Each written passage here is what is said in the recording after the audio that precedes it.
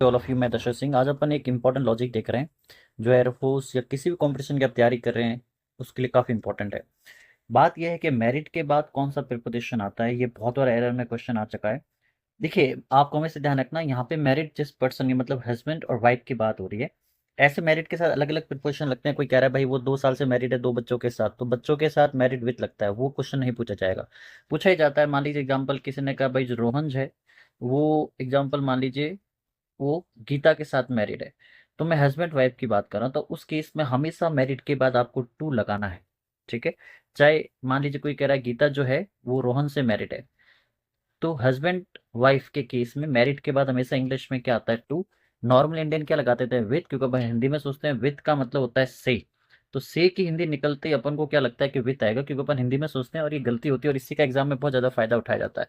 तो देखिए होता क्या है इसमें, पहला जैसे करेक्ट इनकरेक्ट क्या है, how long have you been married with Nikki, ये गलत है, क्योंकि हाउ लॉन्ग तुम कितने समय से निकी के साथ मैरिड हो, तो विथ नहीं आएगा, आएगा क्या? टू। ये सही है। फिर शी इज मैरिड विथ, ये मैं क्वेश्चंस के उसकी क्वेश्चंस के अंदर से लाए हैं जो पूछे जाते हैं। तो इनकरेक्ट क्या है? She is married with an engineer, ये गलत है।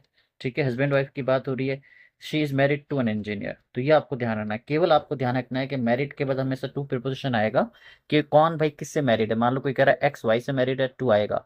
वाई एक्स से मैरिड है, टू आएगा। ठीक है, ये बहुत इंपॉर्टेंट है, एरर में कई बार पूछा जा चुका है। तो मैरिड के बाद हमेशा टू प्रिपोजिशन आएगा, विथ का यूज कभी नहीं होगा किसी भी केस में। बड़ी बड़ी किताबों में लिखा हुआ है, वो गलत है। कुछ कहते हैं भाई लड़के की बात हो रही तो मैरिड टू आएगा, लड़की की बात हो रही तो मैरिड विद आएगा, ऐसा कुछ नहीं है। मैरिड के बाद हमेशा टू ही प्रिपोजिशन आएगा। ठीक है। कोई डाउट है कमेंट करेगा, वीडियो को लाइक करेगा, वीडियो को सब्सक्राइब करेगा। और ये हर कॉम्पिटिशन में आता है और हर कॉम्पिटिशन हिसाब से काफ़ी इंपॉर्टेंट लॉजिक है।